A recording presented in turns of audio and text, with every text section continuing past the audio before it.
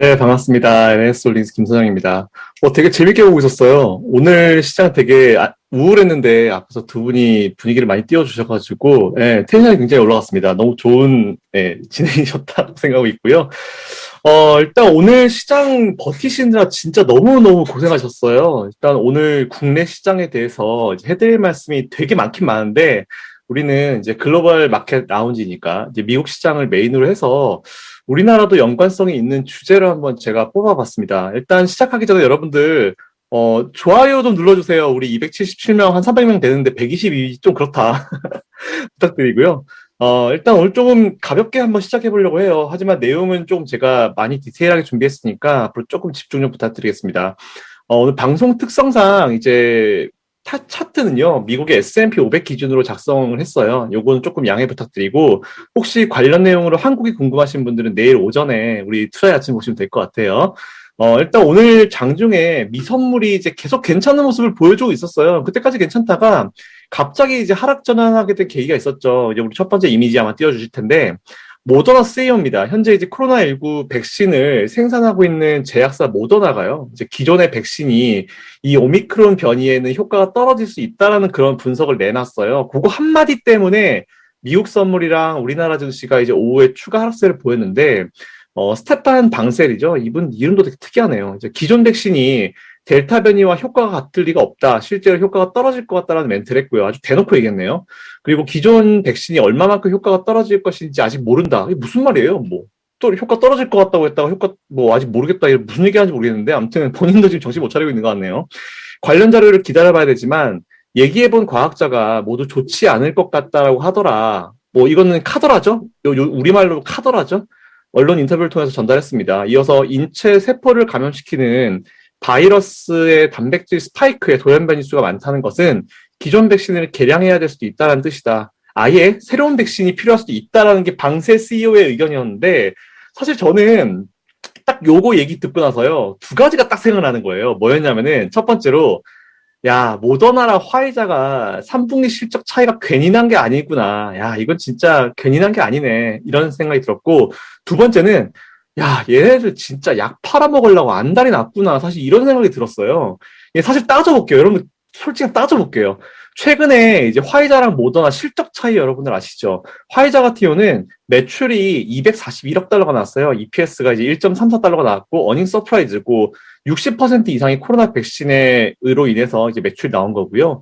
모더나 같은 경우는 사실은 화이자, 모더나 뭐 우리는 뭐 언제든지 선택해서 할 수 있는 그런 이제 백신이었지만 보면은 화이자는 매출이 241억 달러, 그리고 모더나는 50억 달러예요. 근데 뭐 결국 이제 얘기한 걸 보니까 생산이 지연되었고 공급망 대란 여파가 나오면서 출하 리드 타임이 늘고 코백스를 통한 저소득층 국가로 물량을 늘린 계획 실패이다라고 하는데 이거 좀 엄격히 따지고 보면은 생산 지연, 공급망 대란 여파 이거 화이자 없었겠어요? 네, 화이자도 똑같은 이슈 있었겠죠. 근데 어닝 서프라이즈 기록했으니까 이거는 변명이고요. 코백스를 통해서 저소득층 국가로 이제 물량을 늘린 계획이 실패했다. 사실 이거는 인간적으로 봤을 때는 굉장히 좋은 행위였다라고 보고 있어요. 하지만 기업이라는 거는 이제 주주들을 위해서 이제 실적을 최대, 매출을 최대, 이제 이익을 극대화시키는 게 기업들의 최선의 목적이잖아요. 그런 거에 대해서는 이제 매출에 대한 계획이 실패했다라는 부분을 좀 인정을 하는 게 좀 맞는 것 같아요.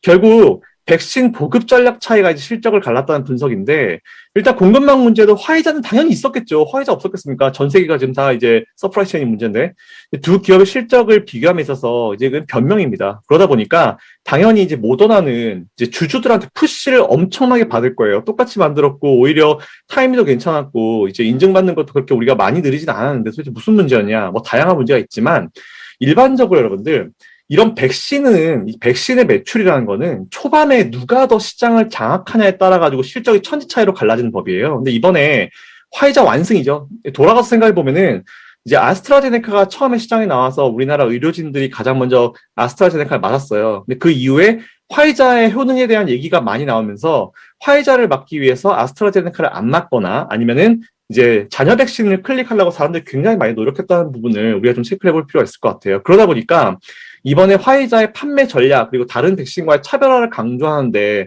성공했기 때문에 같이 나왔었던 오더나보다 매출이 4배가 나온 부분은 이건 좀 인정을 해야 되는 부분인 것 같고, 그러면 사실 모더나나 다른 업체 같은 경우에서는 4분기 실적을 기약해서 주주님들 4분기부터 우리가 한번 잡아보겠습니다. 혹은 내년부터 잡아보겠습니다. 하려고 하면은 지금 유일하게 쓸 수 있는 방법이 뭐냐면은 새로운 형태에 대한 바이러스가 있고 우리는 그 바이러스에 대해서 효과가 굉장히 좋다라고 제2차전을 하는 거예요. 이제 홍보에 대해서 제2차전을 하는 건데, 일단 저는 글로벌 제약사들에 대한 저의 개인적인 인식이 별로 좋지는 못합니다. 물론 약을 만들어주는 이런 개발해주는 노력에 대해서는 굉장히 감사해야 되지만 수익을 위해서라면 사실 어떤 일이든 할 수 있는 집단이에요. 이제 그런 부분을 먼저 좀 말씀을 드리고 싶고요.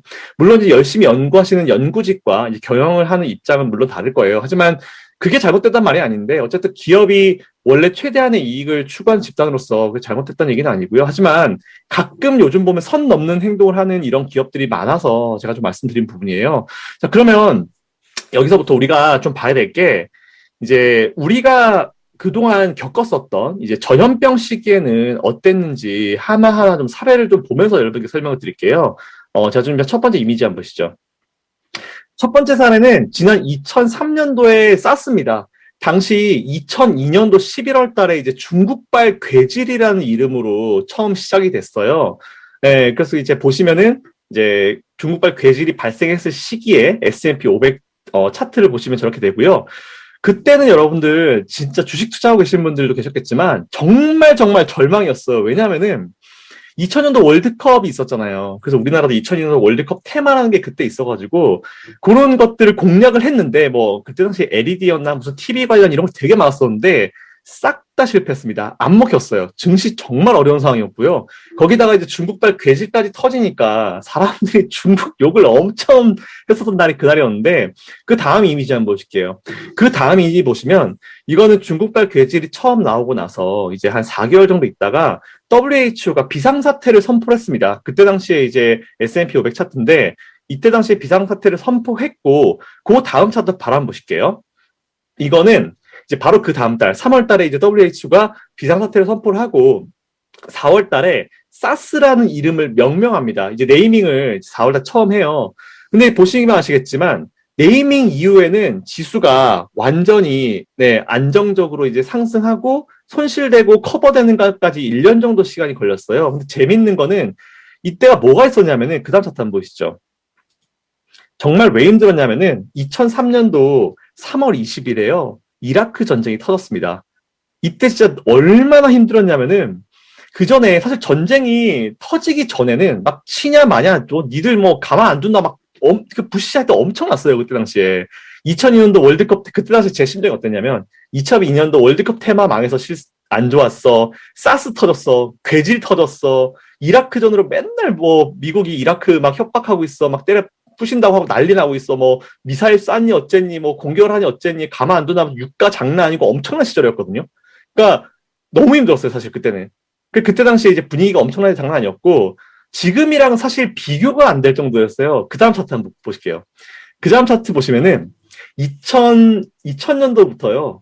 지수가 3년 동안 하락했습니다. 정말 미쳐버린 줄 알았어요. 미쳐버린 줄 알았고, 월드컵 빨 받아가지고 좀 올라가나 했더니 우리나라엔 또 연평도 사건도 터졌었고, 북한 관련 이슈 터졌지, 미국은 뭐 이라크 친다고 그러지, 뭐 이때 사스 터졌지, 정말 이때는 정신을 못 차리겠더라고요. 미국 지수도 보면 3년 동안 하락했어요. 이건 지금으로 보면은 상상도 안 되는 그런 날이었죠. 제가 그때 당시에 이제 이 이미지를 뭐라고 이제 지어서 보냈냐면은 3년간 죽는 줄 알았다. 정말 죽는 줄 알았어요. 저 그때 당시에 제대로 배웠거든요. 제가 그때 주식 투자한 지 한 4년, 5년 차 정도 이제 됐었던 시절이어가지고 정말 막 단타, 막 스캘핑을 되게 좋아할 때였거든요. 근데 저 때 완전 말아먹고, 야, 역시 미스터 마켓님 앞에서는 겸손해야 된다라는 겸손을 굉장히 많이 배우던 시기가 저 시기였어요. 그 다음 사례는 이제 여러분들 아마 확 오실 거예요. 2009년도 신종플루 가볼게요. 그 다음 내용 보시면은, 이거는 실제 사례 멘트가 가능해요. 이제 이때 당시에는 얼마나 이 병이 힘들었고 아팠는지 사례 멘트가 가능한 게, 제가 걸렸었습니다.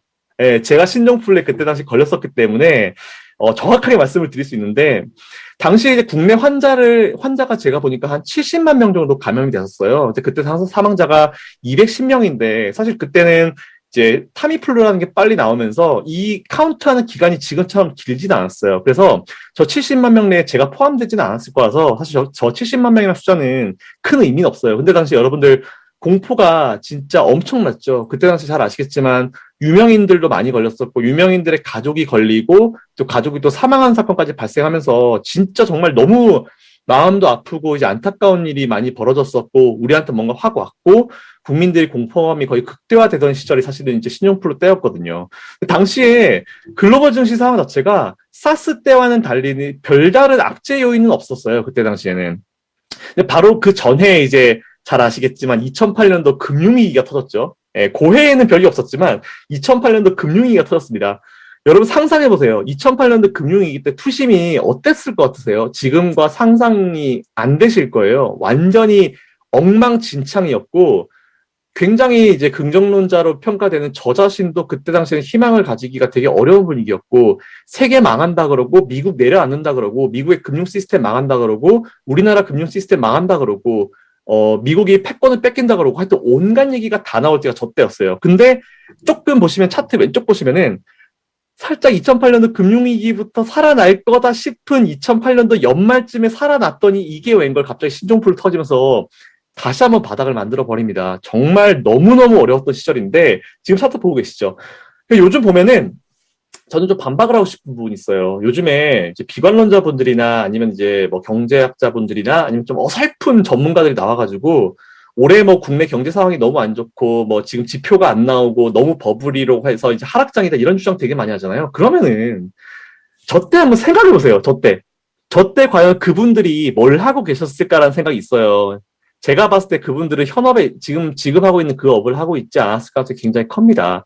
경제가 문제가 아니라요. 바깥의 금융 시스템이 무너지니 어쩌니 하던 그런 식이었어요. 그 와중에 신종플루까지 터지니까 제정신인 사람이 솔직히 어디 있었겠어요. 월가에서는 뭐 맨날 밤에 총소리 나고 하던 그때였는데 자살하고 하던 때였는데 어쨌든 이거는 절망 아닌 그 이상이에요. 제가 어쨌든 왜 이 말씀을 드리냐면은 요즘에 저는 그렇게 생각해요. 최근에 이제 우리나라 금융사에 펀드 매니저로 앉아있는 사람 중에 2008년도 금융위기를 맞아본 사람은요, 100명 중에 두세 명도 안 돼요. 그러니까 제가 항상 이제 저희 후배들이나 매니저들 가끔 만나서 식사하면은, 야, 네가 2008년도 금융위기는 아냐? 이런 얘기 되게 많이 물어보거든요. 경험해보지도 못하고 저 때를 단순히 수치만으로, 이건 사실 수치만으로 볼 수가 없는 거예요. 저 때 당시 분위기는 몸으로 우리가 느껴야 되는 부분인데, 그런 걸 전혀 느끼지도 못하고 아무것도 모르고 단순히 숫자 노릇만 하고 있는 사람이 나와가지고 분석한다 치고 개인 투자자들 겁주고 앉아있으니까 제가 얼마나 열받겠어요. 주식 시장에는요, 여러분 워낙 잘 아시겠지만, 이론이나 데이터를 뛰어넘고요, 수치로 평가가 안 되는 심리라는 게 있습니다. 잘 아시겠지만, 뉴턴이라는 천재 과학자, 수학하면 이제 알아주는 그런 천재 과학자가 뭐라고 얘기했어요? 나는 천체의 움직임은 정말 초단위까지 계산할 수 있었지만, 인간의 심리는, 광기는 도저히 계산할 수 없었다 그러잖아요. 그렇기 때문에, 단순히 여러분이라 얘기하는 건 그런 이제 잘 못하는 그런 전문가들한테 얘기를 하는 거예요. 네, 그런 전문가들은요, 단순히 여러분들이 보고 있는 숫자가 다가 아니에요, 주식시장은. 그러니까, 제발 말씀드리지만, 제발 좀 개인적인 부탁을 드리는데, 말도 안 되는 평가 들고 나와가지고 개인 투자자들 좀 겁주는 그런 내용들은 좀 안 했으면 좋겠습니다. 제발 부탁드릴게요. 모르면은 그냥 가만히 계세요. 그럼 2등이라도 합니다. 그러면은, 네, 어쨌든 뭐 제가 개인적인 내용을 좀 말씀을 드렸는데 너무 답답해서 우리 좀 편하게 말씀드렸고요. 그럼 제일 최근인 메르스 때로 한번 가볼게요. 차트 먼저 한번 보시죠.